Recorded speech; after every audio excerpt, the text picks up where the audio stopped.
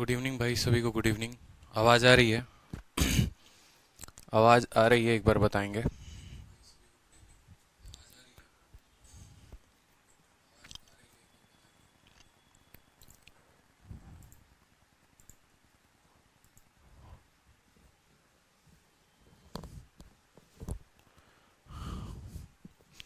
चलिए, तो सभी लाइव आ जाइए एक बार जल्दी से। बिल्कुल। तो कल हम लोगों ने कहाँ तक टॉपिक को कंप्लीट किया था, एक बार देख लेते हैं। हमारा लास्ट क्वेश्चन ये था कि एक व्यक्ति एक चौथाई भाग को 25,000 पर देता है और बाकी भाग को 4% पर देता है। 4% ज़्यादा रेट पर देता है। अगर टोटल इंटरेस्ट उसको 2 सालों में, अगर टोटल इंटरेस्ट उसको 2 सालों में 4,125 मिलेगा, तो दूसरे भाग को जो पैसा दिया वो कितना दिया। देखो, ये क्वेश्चन जो है ना, ये एलिगेशन से बनेगा, ठीक है। ये क्वेश्चन जो है वो किससे बनेगा? एलिगेशन से बनेगा। क्लियर है? तो एलिगेशन का कंसेप्ट मैंने आपको बताया था। आप एलिगेशन का कंसेप्ट लगाओगे तो ये वाला सवाल जो है आपका बन जाएगा। कैसे बनेगा बता देता हूं मैं आपको, ठीक है, ताकि आपको परेशानी ना हो। जाहिर सी बात है कि जब भी कोई पैसा दो पार्टों में बटेगा, ठीक है, जहां पर एक पार्ट कुछ और रेट पर, दूसरा पार्ट कुछ और रेट पर, तो सबसे आसान होता है वहां पर, ठीक है, एलिगेशन को लगाना। सबसे आसान क्या होता है? एलिगेशन को लगाना। अगर आप बात करेंगे ना, तो एक व्यक्ति ने पैसा को इन्वेस्ट किया एक बटे चार पार्ट को, ठीक है, एक बटे चार पार्ट को, ठीक है, एक बटे चार of the sum at a certain of simple interest. ठीक है, मुझे सम मान लो ये 25,000 की मुझे आवश्यकता नहीं पड़ेगी, ठीक है। जहां तक देखो अभी यहां पर एलिगेशन लगाओगे तो बोलोगे कि सर पहले वाले को उसने R% पर दिया, ठीक, पहले वाले को कितना दिया? R% पर, और दूसरे वाले को 4% ज्यादा पर, यानी दूसरे वाले को दिया उसने R+4% पर, ठीक है। पहला वाला जो पार्ट था वो सिर्फ एक पार्ट था और दूसरा वाला जो पार्ट था वो 3 पार्ट था, ठीक है, क्योंकि बोला गया है कि प्रिंसिपल के 4 पार्ट हैं। एक चौथाई पार्ट को R% पर दिया है, बाकी बचे पार्ट को R+4 में दिया है। तो एलिगेशन में यही लिखते हैं, पहला पार्ट R% और बाकी 3 पार्टों को R+4%। टोटल जो ब्याज मिला है 2 सालों में 4,125। तो हमें पता है कि हम क्या करते हैं, ब्याज का दर निकालते हैं। 4,125 रुपए ब्याज मिले, कितने पर मिला बताओ जल्दी से? 25,000 पर मिला। कितने पर मिला? 25,000 पर, इंटू 100, और बटे में कितना? 2 सालों का है तो 2 साल। ये हम क्या निकाल देंगे? ये हम ओवरऑल रेट, ये बीच वाले का रेट निकाल देंगे कि भैया ओवरऑल रेट मिला तो मिला कितना। 2 जीरो से आपका 2 जीरो खत्म हो गया।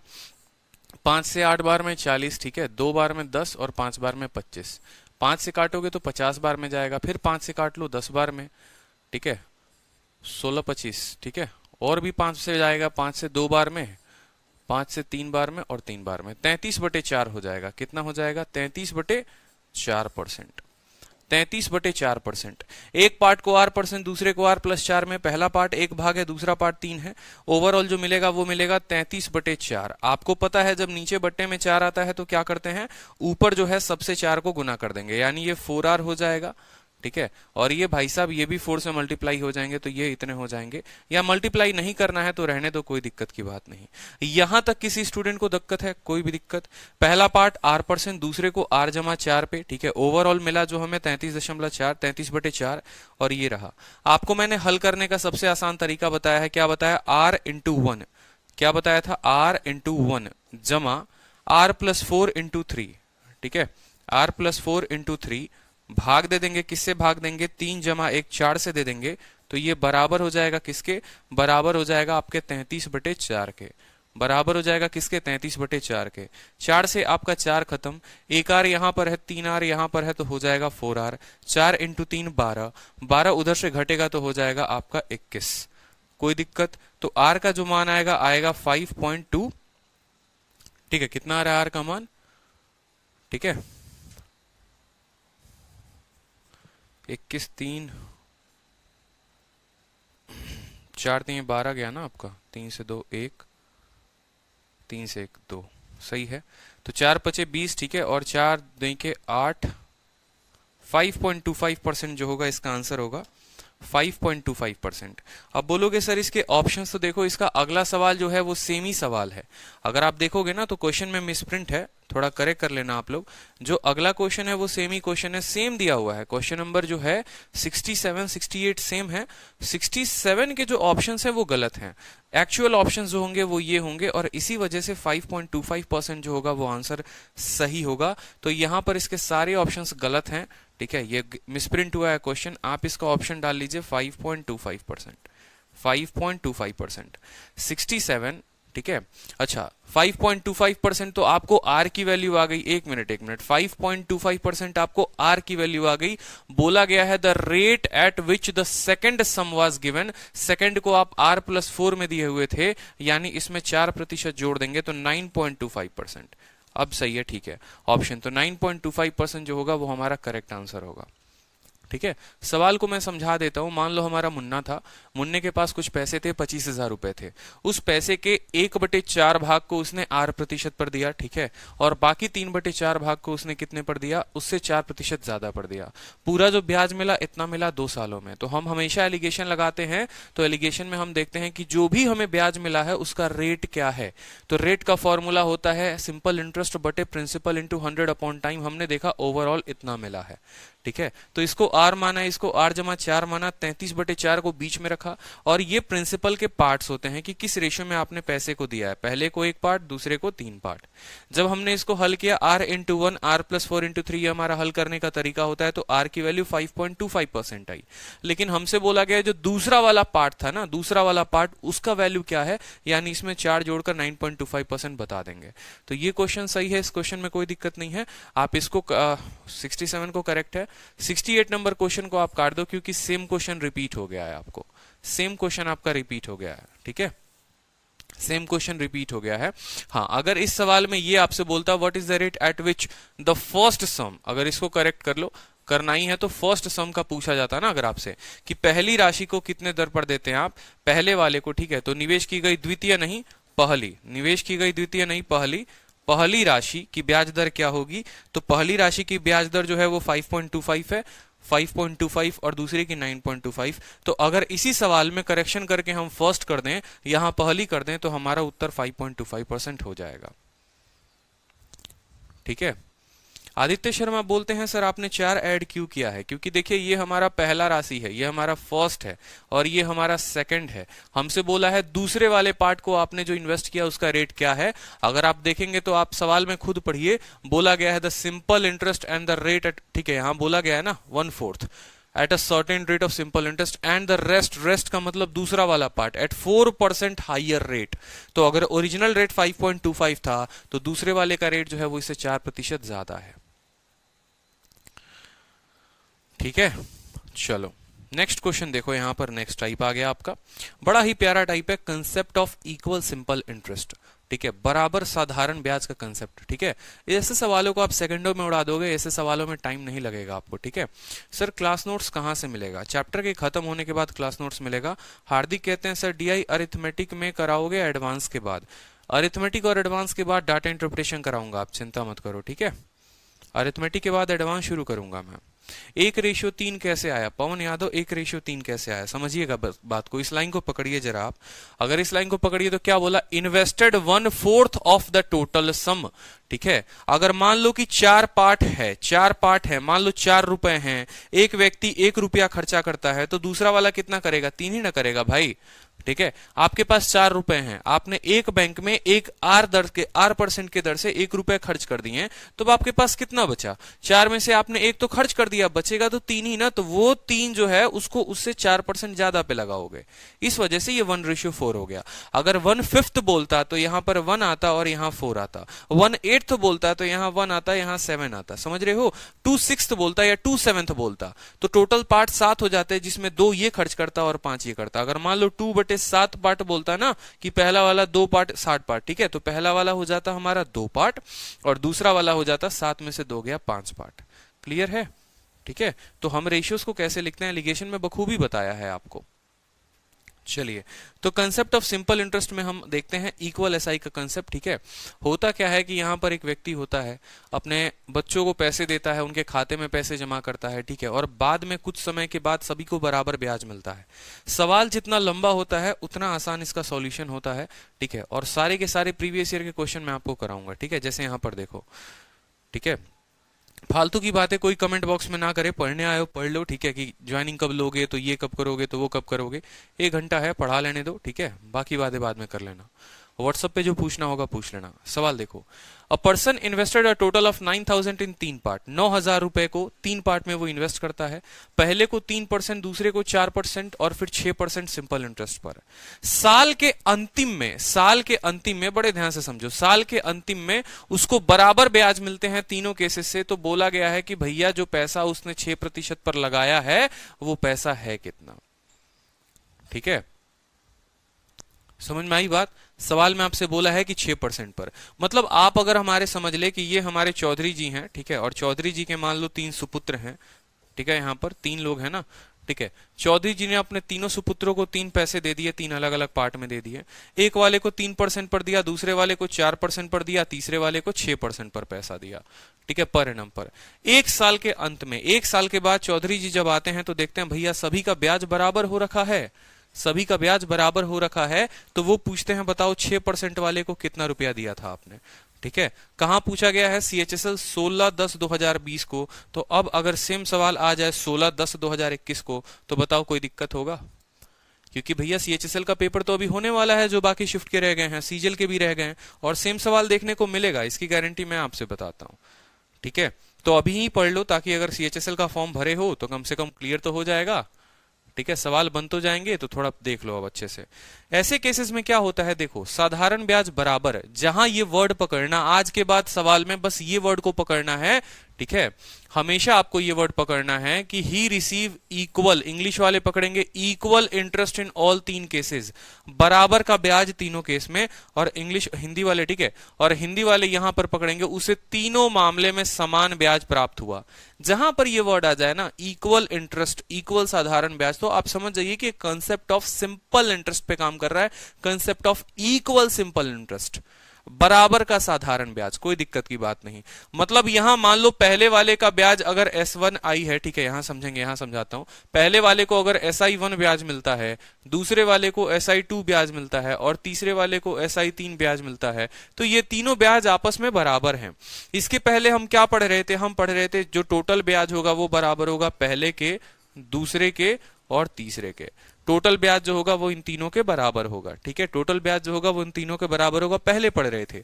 अब हम यहाँ ये पढ़ रहे हैं कि हमारा जो तीनों का ब्याज है वो बराबर है, ठीक है।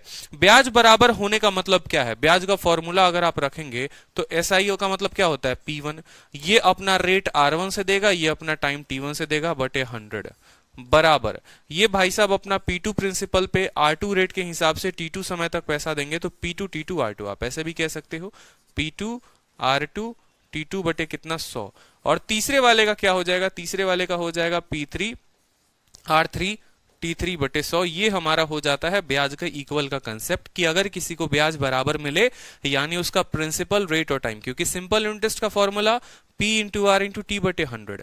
तो यहां से आप एक और चीज देख सकते हो कि जो 100 है 100 है 100 है, खत्म हो जाता है, 100 100 और 100 खत्म हो जाता है, यानी P1 R1 T1 बराबर P2 R2 T2 बराबर P2 R3 T3। कोई दिक्कत की बात, कोई परेशानी की बात? तो जब भी साधारण ब्याज बराबर होते हैं तो ये वाला केस लगता है, और ऐसे फॉर्मूले का हम इस्तेमाल करेंगे यहां पर, ठीक। चलो, तो यहां पर अब हम देखते हैं, सवाल को अपने बनाते हैं एक बार कि हमारा सवाल हमसे कह क्या रहा है और उसका उत्तर क्या होगा, ठीक है।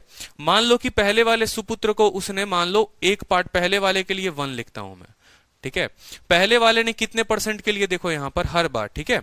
तो पहला वाला जो देखो हमारा बोला है कि तीनों का ब्याज बराबर है, SI1 बराबर SI2 बराबर SI3, SI1 बराबर SI2 बराबर SI3। SI1 का फॉर्मूला P1 R1 T1, ठीक है। तो SI1 को मान लो P1 पैसे मिले, ठीक है, पहला व्यक्ति है, P1 पैसा मिला, किस रेट पर उसको मिला है, 3% के रेट पे मिला है, कितने साल के लिए मिला है, 1 साल के लिए मिला है, तो लिख दो। दूसरे वाले को पैसा कितना मिला, मान लो P2 रुपया मिला होगा, कितने सालों के लिए, ठीक है, कितने रेट पर, 4 पर, साल कितने हैं, 1 है।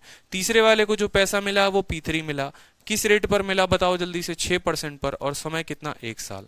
यहां से जब आप देखेंगे तो आप बोलेंगे सर 3P1 बराबर 4P2 बराबर 6P3। ये आया कि नहीं आया बताओ, आया कि नहीं आया बताओ, ठीक है। रेशियो में मैंने आपको पढ़ाया है कि ऐसे केसेस जब आपके ऐसा एक इक्वेशन बन जाए तो आप इसको हल कैसे करते हैं, बकायदा मैंने आपको पढ़ाया हुआ है, बताइए जल्दी से, ठीक है। कि जब 3p1 बराबर 4, p2 बराबर 6p3 हो जाए, देखो जो सिंपल स्टेप होता है वो क्या होता है कि सभी को 3, 4 और 6 से हम भाग कर देते हैं। 3 इंटू 4 इंटू 6 से भाग कर दो सभी के नीचे, ठीक है, तो वो उनके रेशियो का मान आ जाता है। और अगर आप भाग नहीं करना चाहते हैं, ठीक है, अगर आप उस तरीके से हल नहीं करना चाहते हैं तो उसके लिए भी स्मार्ट तरीका मैंने आपको बताया था। अब बोलोगे सर भाग करने की आवश्यकता क्यों पड़ती है, क्यों भाग करेंगे? तो देखो, अगर कभी भी 2a बराबर 3b दिया हो ना, मेरी बात को समझना बड़े ध्यान से, 2a बराबर 3b दिया हो तो भाई हमें इनका मान चाहिए, हमें इनका मान चाहिए। तो ऐसे केस में हम क्या करते हैं, हम बोलते हैं देखो a हो गया यहां पर, ठीक है, a के नीचे इसका 3 डाल दो, ठीक है, और b हो गया यहां पर, b के नीचे इसकी वैल्यू डाल दो, और ये जो इसके नीचे जो आता है ना वही उसका मान होता है। किसी भी वेरिएबल के नीचे जो संख्या आए वही उसकी मान होती है, उसके साथ लगी संख्या उसकी मान कभी नहीं कहलाती। a के साथ 2 लगा, इसका मतलब 2 a का मान नहीं है। क्यों? क्योंकि अगर a के जगह पर 2 रखोगे तो 2 इंटू 2 4 हो जाएगा, b के जगह पर 3 रखोगे 3 इंटू 3 9 हो जाएगा। क्या कभी 4 9 के बराबर हो सकता है? नहीं हो सकता। तो बराबर करने के लिए हम क्या करते हैं, हम बोलते हैं कि देखो a के जगह पर 3 रखो, 3 इंटू 2 6 और 3 इंटू 2 6 बराबर हो जाएगा, ठीक है। तो ये 2 केसेस में था। अगर हम 3 केसेस में ऐसे ही हल करें, यहां पर मैं आपको बता देता हूं, ठीक है। मान लो यहां पर हमारा था 2a बराबर 3b, तो ऐसे केसेस में हमने क्या किया, ऐसे केसेस में हमने कहा a बटे b बराबर, आप ऐसे भी लिख सकते हो, देखो 3b। तो आपने कहा सर a के नीचे कितना लेके आइए, जो इसके साथ में लगा हुआ है, और b के नीचे कितना लेके आइए, जो 2 के साथ लगा हुआ है, ठीक है। अब ये केस अगर मान लो 3 लोगों के साथ लागू हो जाए, जैसे मान लो 2a बराबर 3b बराबर मान लो 5c हो जाए, मान लो ऐसा हो जाए 5c, तो आप a का मान क्या लिखेंगे? आप a का सीधा मान लिखेंगे। याद रखना, किसी को भी अपनी अपने पैसा, अपना धन, अपना शोहरत किसी को अच्छा नहीं लगता, अपने बच्ची, अपनी बीवी कोई अच्छा नहीं लगता। सबको अगर अच्छा लगता है तो दूसरे की बीवी, दूसरे का पैसा, दूसरे का धन दौलत, दूसरे की गाड़ी, दूसरे का बंगला, सब अच्छा लगेगा। मतलब अगर a को अच्छा लगेगा ना तो a के साथ जो b की वैल्यू लगी है और c की वैल्यू वही अच्छा लगेगा। यानी a का मान निकालना है तो 3 इंटू 5 से गुना कर दीजिए, 15 आ जाएगा, ठीक है। b का मान निकालना है तो 2 इंटू 5 से गुना कर दीजिए, 10 आ जाएगा। c का मान निकालना है तो 3 इंटू 2 के साथ गुना कर दीजिए तो 6 आ जाएगा। ये इनके मान हो जाते हैं। 15, 10 और 6 जो होगा वो इनका मान हो जाएगा। अगर कोई इक्वेशन इस तरीके से दिया हुआ है तो उनका मान हम सीधा का सीधा ऐसा लिख सकते हैं, a बटे 15 बराबर b बटे 10 बराबर c बटे 6। तो उसी तरीके से हमारा p1 p2 p3 था, तो p1 का मान हम क्या लिखेंगे? p1 को कभी अपना कुछ पसंद आएगा? कुछ भी नहीं आएगा। यानी 4 इंटू 6 कितना हो जाएगा? 24, ठीक है। P2 को जो मान पसंद आएगा वो कभी P2 को खुद का मान पसंद आएगा? नहीं आएगा। यानी 3 इंटू 6 कितना हो जाएगा? 18, ठीक है। P3 की बात करें तो P3 को अपना कुछ नहीं पसंद आएगा। 4 इंटू 3 कितना हो गया? 12, ठीक है। अब जो भी पैसे भाई साहब ये 9,000 रुपए हैं वो P1 और P2 और P3 को मिलाकर ही तो है। बताओ जल्दी से, मिलाकर ही तो है। यानी आप ऐसा बोल सकते हो कि जो तुम 9,000 रुपए हो, जो भी तुम 9,000 रुपए हो, तुम P1 P2 P3 तीनों के बराबर का मान हो। 18 और 12 30, 30 और 24 कितना हो गया? 54 हो गया। यानी ये 54 यूनिट का मान है। हमसे बोला है जिसको तुम 6% पर दिए हो ना उसकी वैल्यू बता दो। 6% वाला ये व्यक्ति है, यानी 12 की वैल्यू बतानी है। 12 की वैल्यू बतानी है। 9 से काटेंगे तो आपका ये 1000 बार में, और ये 6 बार में, 6 से काटेंगे 2 बार में, उत्तर हमारा 2000 आ जाएगा। उत्तर हमारा कितना आ जाएगा? 2000 आ जाएगा, बिल्कुल, ठीक है। कट भी हो सकता है, कट करने की आवश्यकता आपको है तो काट लो वहां पर, ठीक है, कोई दिक्कत की बात नहीं है। रेशियो का मतलब ही होता है काटना। अब देखो एग्जाम में अगर आएगा ना यही सवाल, तो इतना लंबा मत करना। इतनी इतनी जो कहानी रामलीला रची है ये आपको समझाने के लिए हमने किया हुआ है। ऐसे सवालों को आप सेकंडों में कैसे बनाओगे वो समझो। ये पूरा रामलीला लिखने की आवश्यकता आपको नहीं है परीक्षा में, ठीक है। थोड़ा सा लिखोगे और आपका पूरा का पूरा काम हो जाएगा। इतना कुछ लिखने की बिल्कुल जरूरत नहीं है। स्लाइड जो है आपको सेव कर दिया है मैंने, ठीक है, देखना बड़े ध्यान से। बस आपको क्या करना है, आपको बोलना है सर पहले वाले को 3% पर 1 साल के लिए दिया गया है। दूसरे वाले को कितना दिया गया है बताओ जल्दी से। दूसरे वाले को जो है 4% पर 1 साल के लिए दिया गया है। तीसरे वाले को 6% पर 1 साल के लिए दिया गया है। बात खत्म। पहले का सीधा मान लिख देना भैया। 3 है, गोली मार दो। 4 इंटू 6, पहले का सीधा आ जाएगा बट्टे में 24।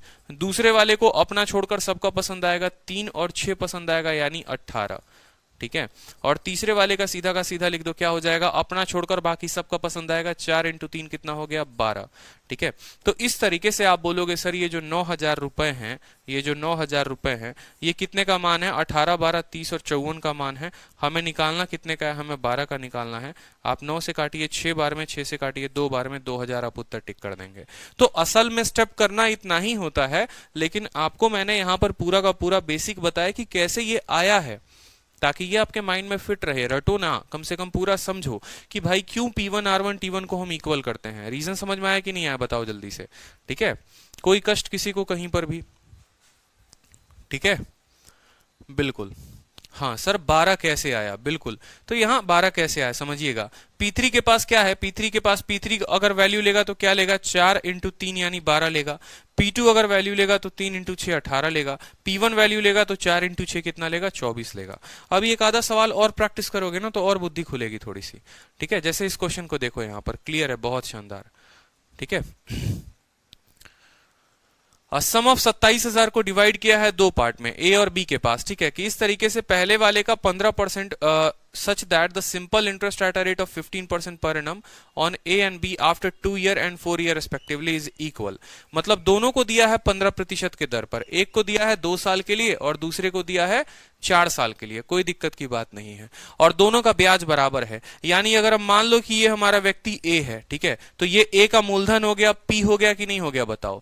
ए का पी हमारा ए हो गया। रेट कितना दिया गया है, 15 दिया गया है, और ए को कितने समय के लिए दिया गया है, ठीक है, ए को दिया गया है 2 सालों के लिए, तो 2 साल के लिए, यानी ए का जो ब्याज है वो इतना है, बराबर है किसके ब्याज के, बी के ब्याज के। बी का मूलधन हो गया, बी हमारा प्रिंसिपल बी हो गया। रेट कितना हो गया, 15 हो गया, और समय कितना हो गया, 4 हो गया। कोई दिक्कत की बात, 15 से आपका 15 खत्म हो जाएगा, 2 से आपका 2 खत्म हो जाएगा, तो आप बोलेंगे सर A/2 बराबर B/1, A/2 बराबर B/1। कोई दिक्कत की बात, क्योंकि ए किसका मान लेगा, ए जो बी के साथ लगा है वो मान लेगा, और बी किसका मान लेगा, बी जो है ए के साथ लगा है वो मान लेगा। बी के साथ ये 15 कट चुका है, 4 जो है 2 बार में कटा है, यानी जो है अगर इसी चीज को आप ऐसे भी लिखोगे कि ए बराबर क्या है, 2B है। अगर काटने के बाद अगर आप लिखना चाहो तो लिख सकते हो कि ए बराबर 2B, यानी ए का जो मान हो जाएगा बी के साथ लगा हुआ मान होगा, और बी के साथ जो मान होगा वो ए के साथ लगा हुआ मान होगा। अब टोटल पैसे थे 27,000 रुपए, ये 27,000 2 और 1 3 की वैल्यू थी। आप ऐसा बोलोगे ना सर ये 27,000 जो है ये कितने की वैल्यू है, 3 की वैल्यू है। हमें पूछा गया है total interest receive together from A and B, पूरा का पूरा ब्याज जो है ए और बी से कितना मिला, बताओ। 2 पार्ट में डिवाइड किया गया, such that simple interest at a rate of इतना % पर एनम। ठीक है, बहुत अच्छा सवाल हो गया ये तो हर किसी की वैल्यू यहां पर बतानी पड़ेगी, बिल्कुल बिल्कुल वैल्यू बतानी पड़ेगी, और वैल्यू बताने के बाद तुम उनका ब्याज भी निकालना पड़ेगा। ठीक है, देखो अगर मान लो ए के पास हम पता करेंगे कि ए को पैसे कितने मिले थे, तो यहां पर देखो, यहां पर मैं शॉर्ट में थोड़ा इसको करता हूं ताकि आपको स्पेस ज्यादा मिले और इसी स्पेस में आप सीख पाओ। हमें लगा था पार्ट पूछा है, बट एग्जामिनर ने यहां पर आपसे पार्ट नहीं पूछा, एग्जामिनर ने आपसे वैल्यू पूछ दी है। अब आपको पूरा बताना पड़ेगा। ठीक है,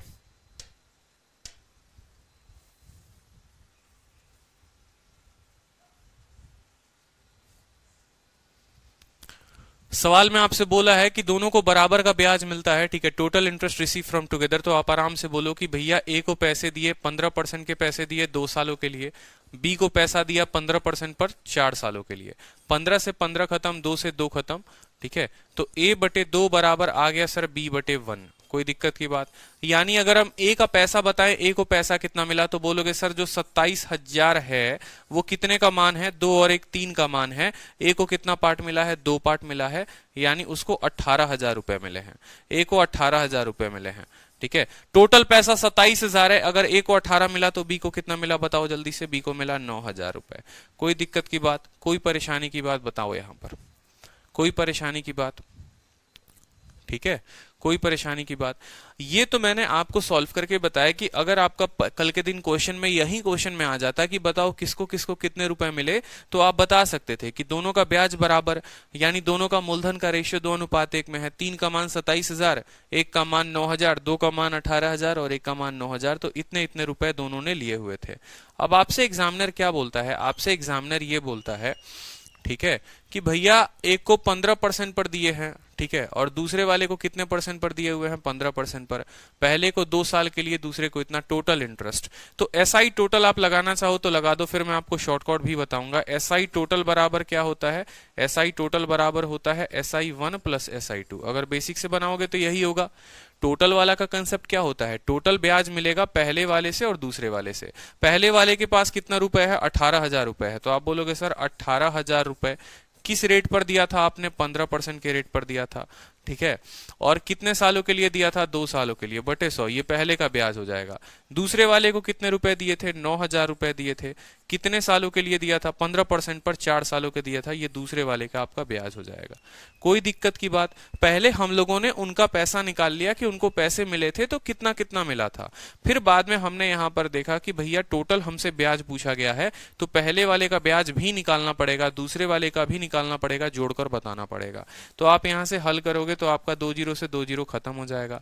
15 × 2 30, 18 × 2 54 हो जाएगा आपका, ठीक है, 5400 यहां से आ गया आपका, 2 जीरो से आपका 2 जीरो खत्म, 15 चौके 60, ठीक है, और 9 छक 54 यहां से आ गया। तो दोनों को 5400 का ब्याज मिलेगा, यानी 10,800 का टोटल ब्याज हमारे पास आ जाएगा। 10,800 जो होगा वो हमारा उत्तर होगा, ठीक है। किसी भी मुन्ना या किसी भी मुन्नी को कोई दिक्कत है तो बता दो, यहां पर कोई समस्या, कोई परेशानी, कोई कष्ट कहीं पर भी।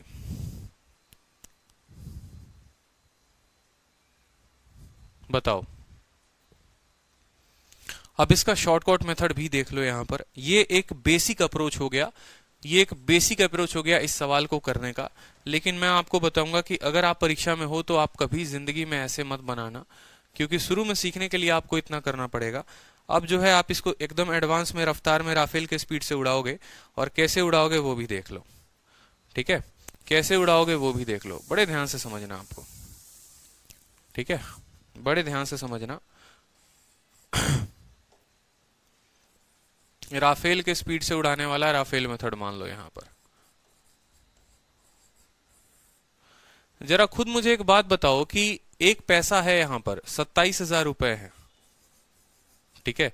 इस 27,000 को हम 2 लोगों को देते हैं। पहले वाले को 15% पर देते हैं और 2 सालों के लिए, और दूसरे वाले को देते हैं 15% 4 सालों के लिए। कोई दिक्कत की बात, कोई परेशानी की बात। यानी पहला वाला जब भी ब्याज लेकर आएगा तो वो अपने मूलधन का 30% लेकर आएगा, और दूसरा वाला जब भी ब्याज लेकर आएगा तो वो अपने मूलधन का 60% लेकर आएगा, ठीक है। समझ रहे हो मेरी बात को या नहीं समझ रहे हो। 27,000 रुपए थे, किस रेशियो में बटा हमको ये नहीं पता है। पहले वाले को 15% 2 सालों के लिए, यानी वो 30% अपने ही मूलधन का ब्याज लेकर आएगा। दूसरा वाला 15% 4 सालों के लिए, तो वो 60% ब्याज लेकर आएगा, ठीक है, 60% ब्याज लेकर आएगा। कोई दिक्कत की बात, कोई परेशानी की बात नहीं। यहां पर आपसे बोला गया है कि दोनों का ब्याज जो है वो बराबर है, दोनों का ब्याज जो है वो बराबर है, ठीक है। यानी आपसे बोला गया है कि पहले वाले का जो 30% है वो दूसरे वाले के किसके है, 60% के बराबर है। ध्यान से समझना, पहले वाले का 30% दूसरे वाले के 60% के बराबर है, ठीक। कोई दिक्कत की बात, यानी पहला दूसरे का आपका ऐसा रेशियो आ जाता। आप मूलधन को मत निकालिए, आप छोड़ दीजिए, आप प्रिंसिपल को अभी रखिए साइड में, आपका प्रिंसिपल साइड में है। एक तो तरीका यहां पर ये हो सकता है कि ये निकालने के बाद जब आपने प्रिंसिपल निकाल दिया तो तरीका ये हो जाएगा कि भाई किसी एक का ब्याज निकाल लो और उसी का डबल कर दो, तो वो आपकी वैल्यू हो जाएगी। जैसे मान लो यहां पर 18,000 रुपए आए, किसके पास, 18,000 रुपए। ध्यान से समझो मेरी बात को, राफेल मैं क्या कह रहा हूं और मैं क्या कहना चाह रहा हूं वो समझना, ठीक है। बड़े ध्यान से समझो, सभी बातों को भूल जाओ, बस इतना ध्यान रखो कि यहां तक तो कोई कष्ट आया, कोई दिक्कत आई कि A/2 बराबर B/1, यानी A का मान 18,000, B का मान 9,000।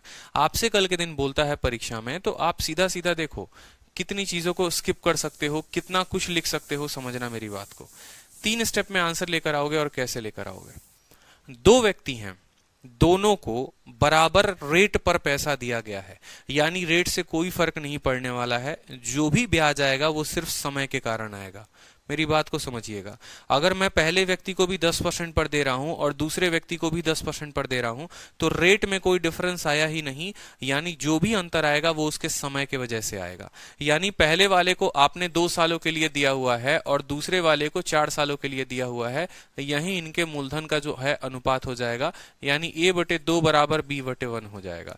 ए का जो मान आ जाएगा वो कितना आ जाएगा, 18,000 रुपया मान आ जाएगा। समझिएगा, 18,000 रुपया ए का मूलधन हो जाएगा। आपको पता है कि ए को 15% पर दिया गया है, 2 सालों के लिए दिया गया है, यानी ए का ब्याज अपने ही मूलधन का 30% होगा। 18,000 का 30% कितना होता है बताओ? 18,000 का 30% जो हो गया वो 5400 हो गया। अगर 30% ए का ब्याज आया है तो बी का भी ब्याज इतना ही आया है, यानी उसका भी ब्याज 5400 आया है। दोनों को जोड़ दो, 10,800 आपका उत्तर हो जाएगा। बात खत्म।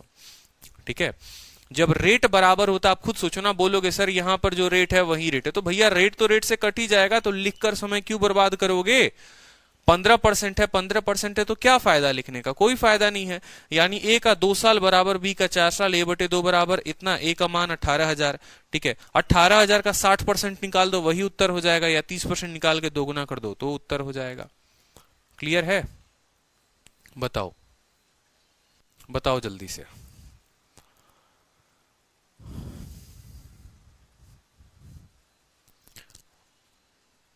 कोई समस्या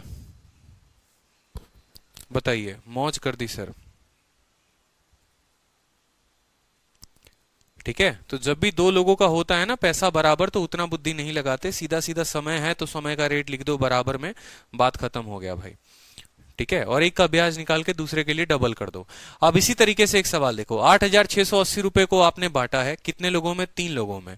पहला वाला को 5 साल के लिए, दूसरे वाले को 10 साल के लिए, तीसरे वाले को 20 साल के लिए। किस रेट पर बांटा आपने? 12% पर एनम पर बांटा। अब बताओ 12% की कोई आवश्यकता है? क्योंकि 12 12 12 वो तो हर जगह कट जाएगा, 12 की कोई जरूरत ही नहीं पड़ेगी। तो बोला है how much money each get, सबको पैसा कितना मिला? आप बोलोगे पहले वाले का 5 साल बराबर होगा दूसरे वाले के 10 साल के, और वो बराबर होगा तीसरे वाले के 20 साल के। रेट हम इसीलिए नहीं लिखेंगे क्योंकि रेट हर जगह समान है, और समान है तो वो तो कट ही जाना है। ठीक है, रेट जो है वो हर जगह इक्वल है, जो रेट यहां है वही रेट यहां है, वही रेट यहां है, तो रेट रेट से कट जाएगा। 5 से काटिए इसको 2 बार में कटेगा, और 5 से काटिए 4 बार में कटेगा, यानी 1 बराबर ट्वाइस ऑफ सेकंड बराबर 4 टाइम ऑफ थर्ड। अब यहां से जो है हमारी आलिया भट्ट भी बता देंगी, क्या बता देंगी बता दो, कि अगर एक वाले का मान बताना होगा तो 4 इंटू 2 कितना हो जाएगा? 8। 2 वाले का मान बताना होगा तो 2 का मान कभी नहीं लेंगे, 1 इंटू 4 कितना हो जाएगा? 4। और 3 वाले का मान बताना होगा तो 1 इंटू 2 कितना हो जाएगा? 2। ठीक है, अगर यहां से अगर आप वैल्यू हल नहीं भी करना चाहते, आपकी इच्छा नहीं है कि सर हमसे कुछ भी करवा लीजिए, हम वैल्यू को हल नहीं करेंगे, तो आप इनके रेशियो को देख सकते हैं बड़े आसान से। देखो ये इस रेशियो में है, पहले वाले के पास 8 रुपए, दूसरे वाले के 4, तीसरे वाले के 2। इनको जरा काट के देखो तो ये 4:2:1 में है, यानी इसका 2 गुना और इसका 2 गुना। ठीक है, वैल्यू मत निकालो, एक बार ऑप्शन पे भी नजरें झरका लो। ठीक है, जैसे 1240 का 2 गुना 2480 है, 2480 का 2 गुना 4840 है, ये हो सकता है, कोई दिक्कत की बात। 1180 का कभी भी 2 गुना ये नहीं है, तो इसको ऐसे ही काट दो। यहाँ पर 1515 का 2 गुना 2315 ये भी नहीं है, ये भी कट जाएगा। 1680 का 2 गुना ये भी नहीं है, तो बिना हल किए भी उत्तर दे सकते हो कि ऑप्शन नंबर ए है। वो कैसे बताओगे? जब आपका रेशियो आ जाएगा। फिर से समझो, हमारा रेट लिखने की आवश्यकता नहीं थी, अगर भाई इतनी दिक्कत आ रही है तो रेट लिख लो, फिर एक बार काट लो, मुझे कोई आपत्ति नहीं होगी उससे। ठीक है, P into R into T बराबर P into R into T बराबर P into R into T, कुछ नहीं किया, ब्याज को बराबर किया। तीनों का रेशियो आ गया 4:2:1। अगर मेथड से करने जाओगे तो बोलोगे ये जो 8,680 है, जो ये 8,680 है, ये 4 जमा 2 जमा 1 यानी ये 7 का मान है। अगर हमें ए का मान बताना है पहले वाले का, तो ये अगर 7 का मान है तो 4 का मान निकालना पड़ेगा। फिर बी का मान निकालने के लिए बोलोगे 8,680 है, ये 7 का मान है तो कितने का निकालना पड़ेगा? 2 का। फिर बोलोगे सी का मान कि 8,680 है, अगर ये 7 का मान है तो 1 का। ऐसे करते करते बुढ़ापा आ जाएगा, उसकी शादी हो जाएगी, लेकिन आपकी उससे शादी नहीं होगी। बहुत बार परीक्षा में एग्जामिनर जो है ऐसा करता है कि वो हंट संट ऑप्शन दे देगा आपको, ठीक है, जिसकी कोई रेशियो फिक्स नहीं होती है और आप उलझे होते हैं उसको हल करने में, तो कभी जो है अपनी प्यारी प्यारी आंखों को ऑप्शन पे भी दौड़ा लिया करो, क्योंकि ऑप्शन ही दिया गया भैया, अगर उसको सब्जेक्टिव ही बनवाना होता तो ऑप्शन नहीं देता ना, ठीक है। आपको इतना पता होना चाहिए कि दूसरा वाला पार्ट पहले का 2 गुना है, यहीं से देख लो ना भाई, इसका 2 गुना ये नहीं है, इसका 2 गुना ये नहीं है, इसका 2 गुना ये नहीं है, इसका 2 गुना ये है, और इसका 2 गुना ये है, पहला सही है, रेशियो तो फिक्स ही रहेगा, ठीक है। अगर हर सवाल में इस तरीके से इतना लंबा लंबा जाओगे तो बताओ उसकी शादी नहीं होगी, फिर आप सोचोगे हमारी हो जाए, कैसे हो पाएगी बताओ। अब एक बड़ा प्यारा सवाल आ जाता है, ठीक है, ठीक है, कंसेप्ट ऑफ इक्वल अमाउंट, ठीक है, कंसेप्ट ऑफ इक्वल अमाउंट। कुछ बच्चे हैं जो कहते हैं सर कभी कभी कुछ बातें समझ में नहीं आती, रीजन उसके खुद जिम्मेदार आप हैं, ठीक है। अगर आप में गलती होगी तो मैं आपको बोलूंगा, अगर मेरे में गलती होगी तो मैं अपने आप को बोलूंगा, ठीक है, क्योंकि आपके जगह से होकर मैं यहां पर आया हूं, ठीक है। आप ये सोचो कि आराम से पूरा दिन क्रिकेट खेलते हैं, उससे बातें करते हैं, थोड़ा सा घूम लेते हैं, मूवी देख लेते हैं, और फिर आराम से आ जाएंगे सर की जब क्लास होगी लाइव और जाकर वीडियो देख लेंगे, तो ये आपके जीवन की सबसे बड़ी भूल है। मैं आपको समझा सकता हूं, मैं आपको बहुत अच्छा समझा सकता हूं, लेकिन वो सिर्फ आज समझ में आएगा, अगर आज की बात आपने दोबारा खुद से नहीं पढ़ी तो आपके पास वो कल रिटेन नहीं रहेगा।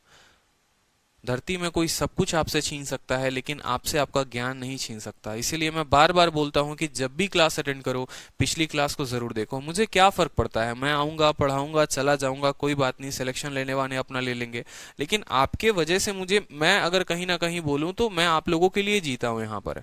ये इतनी मेहनत होती है, स्लाइड बनाना क्या जरूरत है, सिंपल लिख दूंगा, हाँ देखो नया टाइप आ गया, चलो शुरू करते हैं।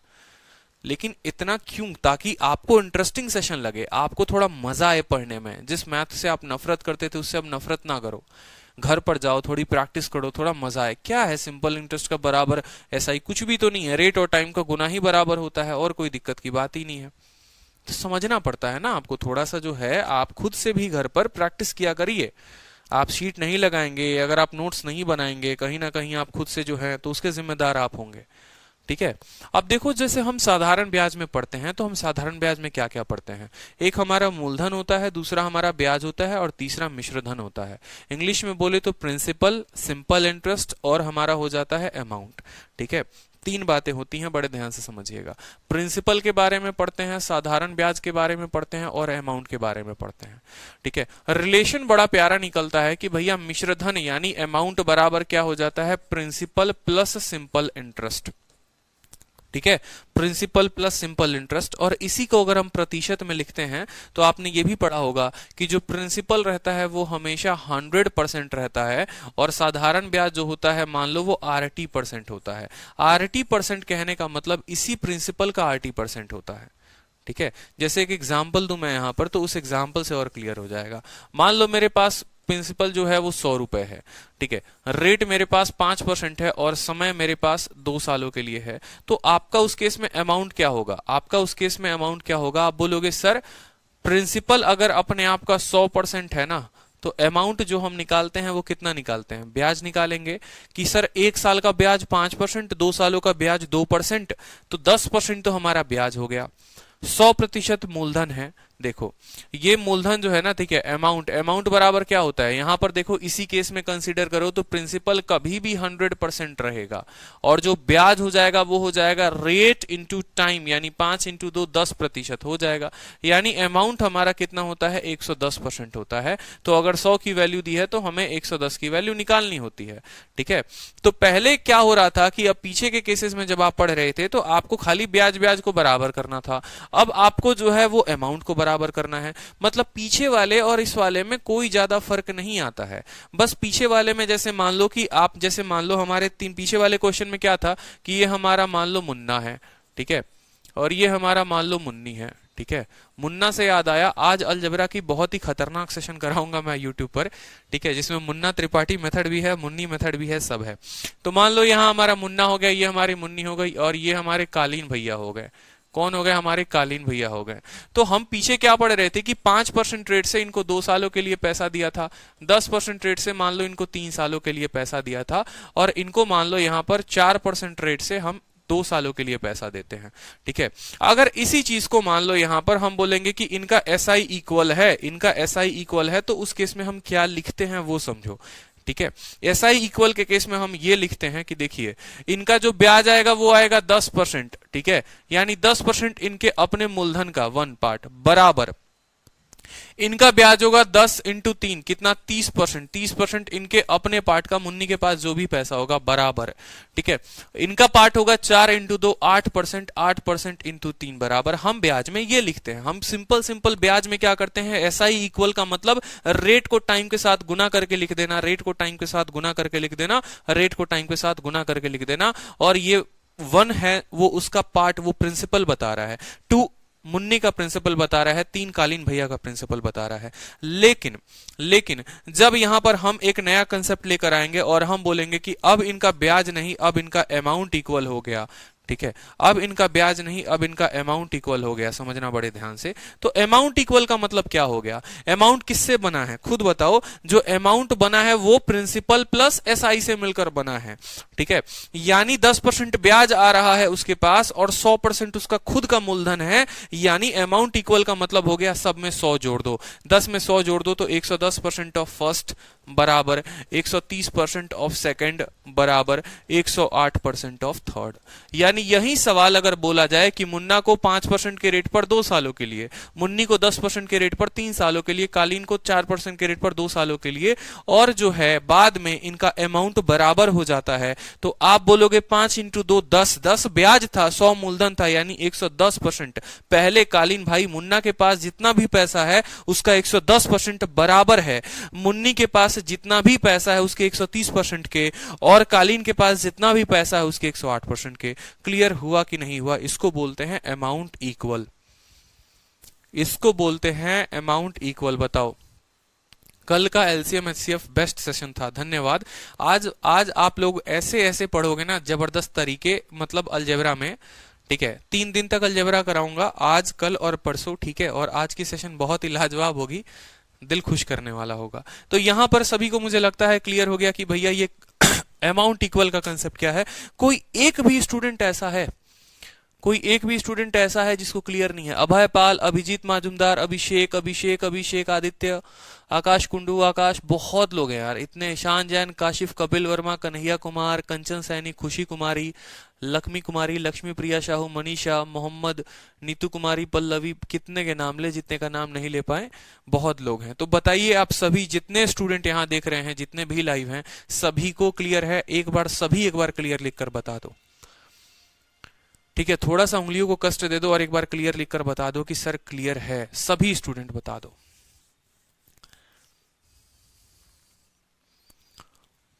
चलो, तो ये क्लियर हो गया ना SI इक्वल और अमाउंट इक्वल का।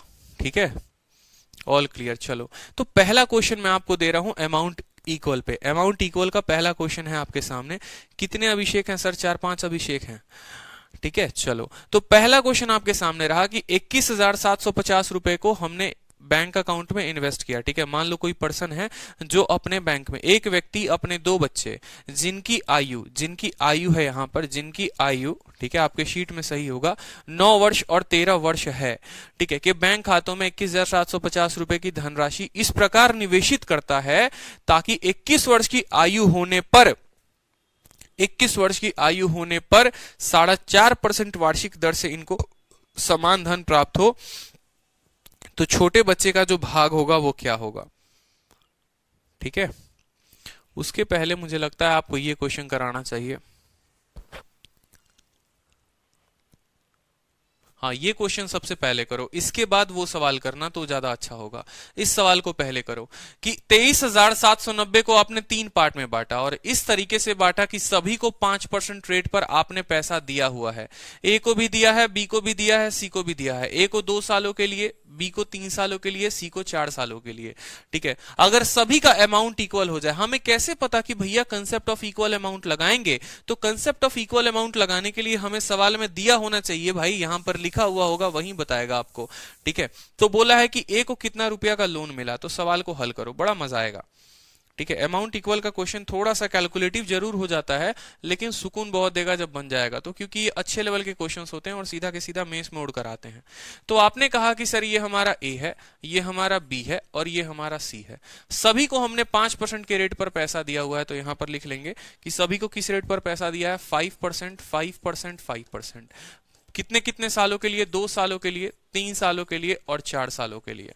ठीक है। तो अगर मैं इनके अमाउंट की बात करूं, ठीक है, अगर मैं इनके अमाउंट की बात करूं तो 5 इंटू 2 कितना परसेंट हो गया, 10% ब्याज हो गया। तो अमाउंट का मतलब क्या हो गया कि पहले वाले का 110% बराबर होगा। ठीक है। कोई कष्ट आ रहा है भाई, 5 इंटू 2 10 यहां ब्याज हो जाएगा, 15 यहां ब्याज हो जाएगा, 20 यहां ब्याज हो जाएगा। तो जब मूलधन लिखोगे तो इसमें 100 जोड़ दोगे। ठीक है। मिश्रधन लिखोगे तो 110% ऑफ ए बराबर 115% ऑफ बी बराबर कितना, 120% ऑफ सी। अब अगर परीक्षा में बैठे हो ना तो भाई इतना लिख सकते हो, ये चीजें नहीं लिखनी होती परीक्षा में, ये आपको समझाने के लिए है। एक एस्पिरेंट, सच्चा एस्पिरेंट वही है जो पेपर निकालेगा, जो अपना एक बिंदु भी बचाना सीखे, क्योंकि वो बिंदु उसका 1 सेकंड बचाती है। ठीक है। तो यहां पर सीधा देख के लिख लिया करो, 5 इंटू 2 10, 10 ब्याज था 110 हो गया, 5 इंटू 3 15, 15 ब्याज था 115 हो गया, 5 इंटू 4 20 ब्याज था तो 120 हो गया। सीधा का सीधा लिख लिया करो यहां पर। ठीक है। दूसरी बात, यहां पर ऐसा मत सोच लेना कि भैया रेट बराबर है तो रेट को छोड़ देते हैं। रेट को यहां नहीं छोड़ सकते। रेट को अगर छोड़ दोगे तो ब्याज कैसे निकालोगे, और ब्याज नहीं निकलेगा तो बताओ मिश्रधन कैसे निकालोगे। तो यहां रेट अगर समान रहे ना तभी कैलकुलेट करना पड़ेगा। ठीक है। ऐसा नहीं, ब्याज वाले में क्यों कर रहे थे, क्योंकि वहां पर कट रहा था, यहां पर कटने की संभावना ही नहीं है। यहां पहले आपको ब्याज निकालना है और फिर उसमें जोड़ना है। आप ये चीज निकाल ही नहीं रहे हो तो कैसे जोड़ोगे, नहीं जोड़ पाओगे। अब यहां से 5 को आप काटो तो ये कटेगा 22 बार में, 5 से काटो तो आप कटेगा 23 बार में, और 5 से काटो तो कटेगा 24 बार में। ठीक है। ऊपर की तरफ काट देते हैं, वो ज्यादा आसान रहेगा। 5 से 22 बार में, 5 से 23 बार में, और 5 से भाई 24 बार में। अब अगर ए का मान बताना हो तो आपको पता है कि ए का मान मुझे बताने के लिए क्या करना होगा, ए के साथ जो लगा वैल्यू है वो मान नहीं बताता है, बी और सी के साथ जो लगे होंगे वही मान बताएंगे। यानी 23 इंटू 24 जो होगा वो किसका मान होगा, हमारा ए का मान होगा। ठीक है। बी का मान बताना है तो बी का मान 22 इंटू 24 बताएगा, हमारा क्या बताएगा, 22 इंटू 24 बताएगा। और सी का मान बताने के लिए क्या करना होगा, 22 इंटू 23 बताना होगा तो 22 इंटू 23 बताएगा। कोई दिक्कत की बात यहां पर, कोई कष्ट किसी को, कोई सावधानी, कोई दिक्कत। ठीक है।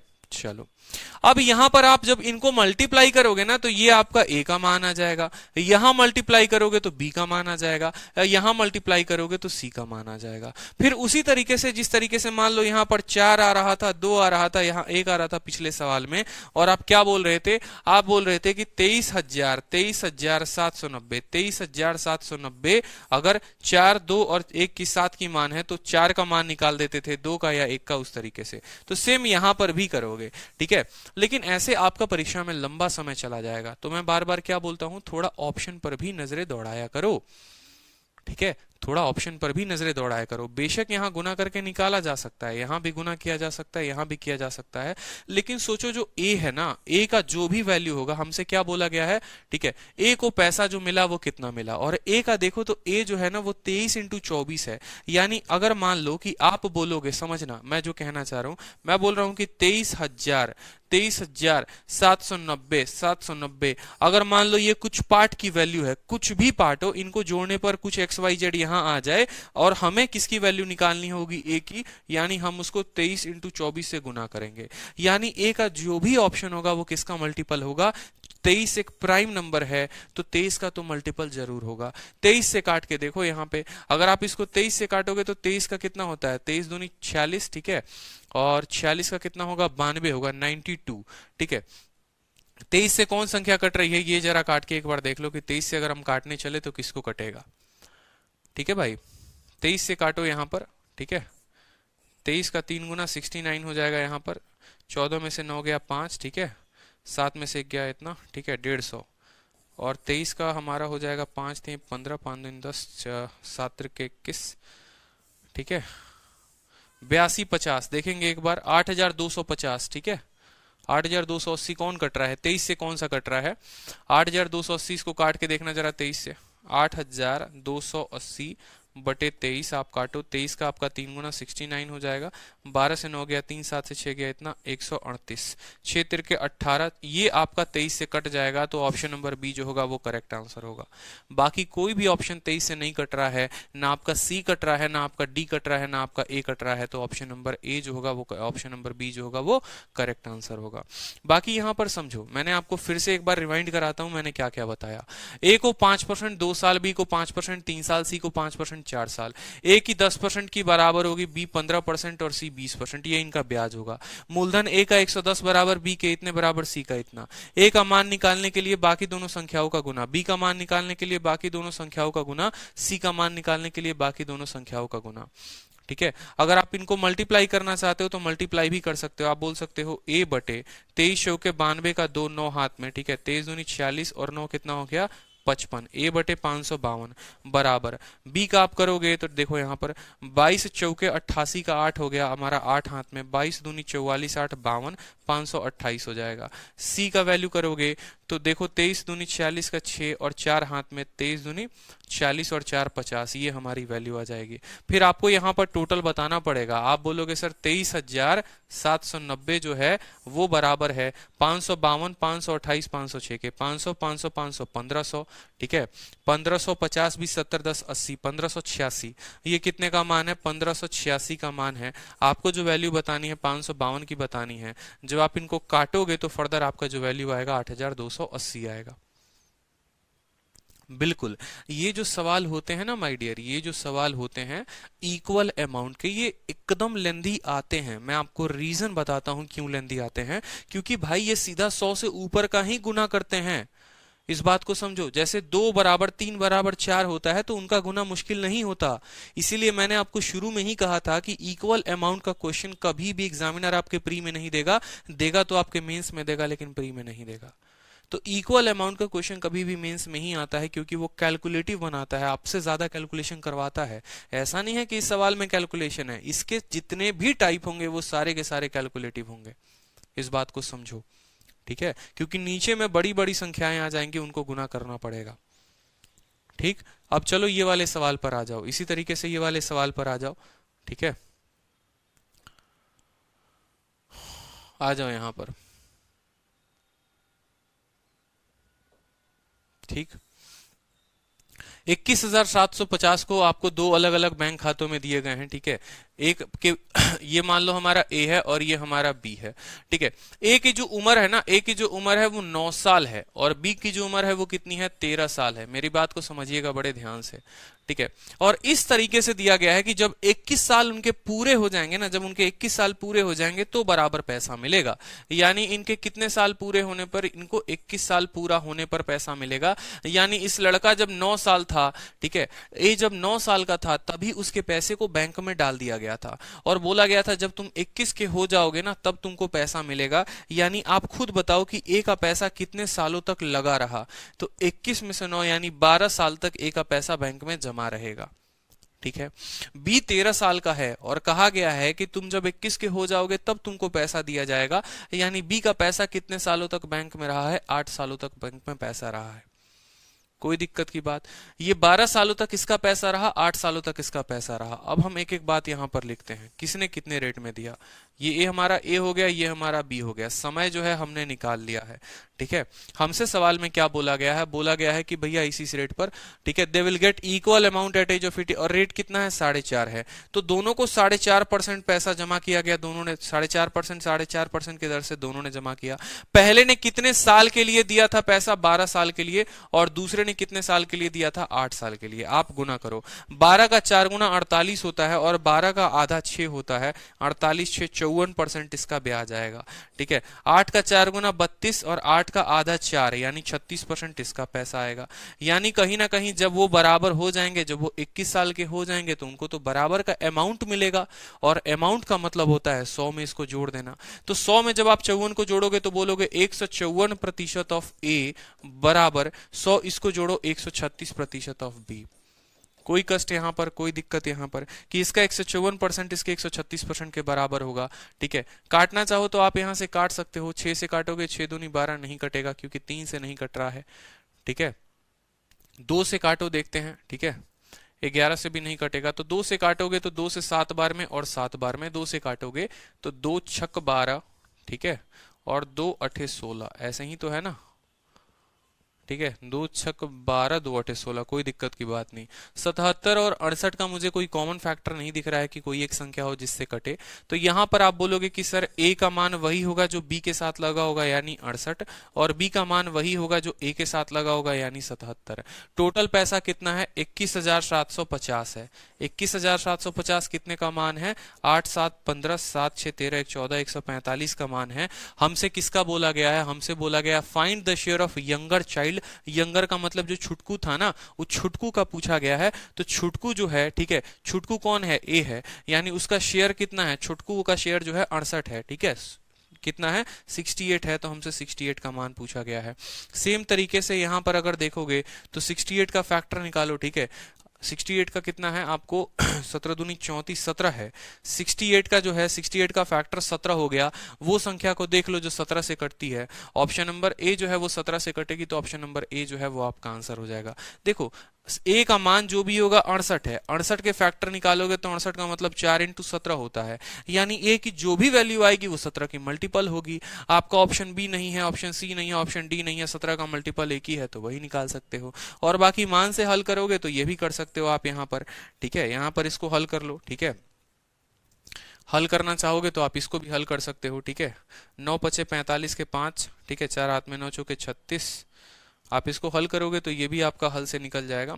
काट कूट कर लो अपना, ठीक है,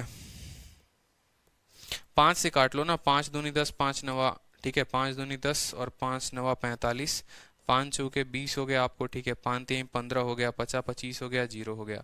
29 से काटोगे तो आपका 29 से भी कट जाएगा, ठीक है, 29 से काटो आप इसको, कितनी बार में कटेगा? 29 से एक बार में कटेगा, 13 से 9 गया 4, 3 से 1 गया 2, और 15 बार में, 15 बार में आपका ये कट जाएगा।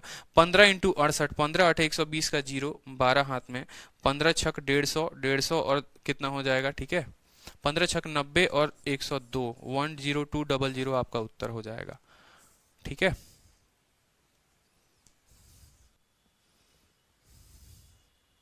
देखिए समझिए बात को, ए जो है वो 9 वर्ष का है, बी जो है वो 13 वर्ष का है।